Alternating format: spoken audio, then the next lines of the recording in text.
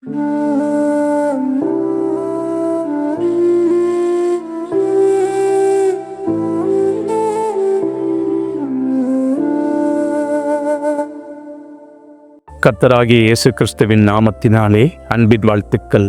வேதாகம பகுதி ஆதியாகமம் 49 1 முதல் 28 வரை. இவர்கள் எல்லோரும் இஸ்ரவேலின் 12 கோத்திரத்தார். அவர்களுடைய தகப்பன் ஆசீர்வதிக்கையில் அவர்களுக்கு சொன்னது இதுதான்: அவனவனுக்குரிய ஆசீர்வாதம் சொல்லி அவனவனை ஆசீர்வதித்தார். ஆதியாகமம் 49 28. யாக்கோபு தன் குமாரரை அழைத்து, நீங்கள் கூடி வாருங்கள், கடைசி நாட்களில் உங்களுக்கு நேரிடும் காரியங்களை அறிவிப்பேன் என்றார். தேவனுடைய பள்ளியில் 147 ஆண்டுகள் கற்றுக்கொண்ட அனுபவம் மிக்க வயது முதிர்ந்த ஒரு தந்தையினுடைய வாக்குகள் இவை. தன்னுடைய வாழ்க்கையில் பல்வேறு விதமான ஏற்ற இறக்கங்களை சந்தித்திருந்தாலும் யாக்கோபு தேவனோடு நெருங்கி பழகிய மனிதனாக திகழ்ந்தார். தன்னுடைய வாழ்நாளில் 13 தடவைகள் தேவன் தன்னோடு பேசியதை கேட்டவர். ஒரு தேவனுடைய மனிதனாக, ஒரு தேவனுடைய தீர்க்கதரிசியாக தன்னுடைய பிள்ளைகளுக்கு அவனவனுக்குரிய வார்த்தைகளை வழங்கினார். குறிப்பாக கடைசி நாட்களில், அதாவது பிந்தின காலங்களில் இவர்களுடைய சந்ததியார் எவ்விதம் இருப்பார்கள் என்பதை பற்றியதாகவே இவை இருந்தன. இஸ்ரவேல் நாட்டின் வரலாற்றின் இதை வெளிப்படையாகவே காண்கிறோம். இந்த தீர்க்க தரிசன வார்த்தைகள்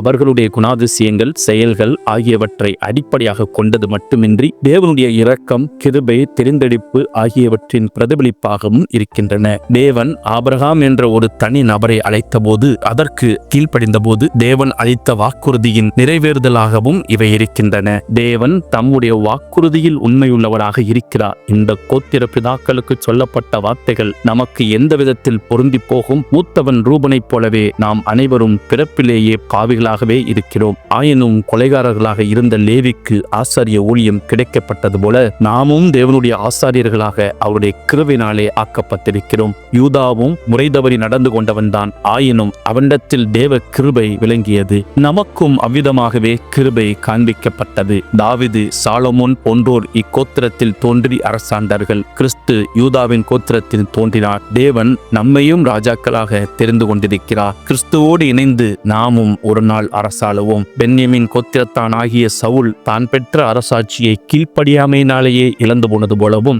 தான் கோத்திரத்தார் முதலில் விக்கிரக ஆராதனையை தொடங்கியது போலவும் நாம் செய்யாதிருப்போமாக. நாம் செய்கிற நன்மைக்காவது தீமைக்காவது தக்க பலனை அடைவோம். நம்முடைய தனிப்பட்ட கிரியைகள் குணத்தையும் நடத்தையும் வெளிப்படுத்தி எதிர்காலத்தை தீர்மானிப்பவையாக இருக்கின்றன. யோசேப்பை போல நாம் பாடுபடுகிறவர்களாக இருக்கலாம். நாம் பொறுமையோடு இருந்தால் பிறருக்கு ஆசீர்வாதமாக விளங்கலாம். கர்த்தாவே, உம்முடைய ரட்சிப்புக்கு காத்திருக்கின்றேன், வசனம் 18 என்று இஸ்ரவேல் இருந்தது போல நாமும் நம்பிக்கையோடே காத்திருப்போம். இந்த பூமியிலும் தேவன் அவனவனுக்குரிய ஆசீர்வாதத்தை கொடுத்திருக்கிறார். அதன் அடிப்படையில் நம்முடைய வாழ்க்கையை சரி செய்தோமானால் தேவனுக்கு கணக்கு ஒப்புவிக்க வேண்டியது அல்ல. இதை நாம் புரிந்து நடந்து கொள்ள வேண்டும். கர்த்தராகிய இயேசு கிறிஸ்து தாமே உங்களை ஆசீர்வதிப்பாராக. கர்த்தர் நாமம் மகிமைப்படுவதாக. ஆமேன்.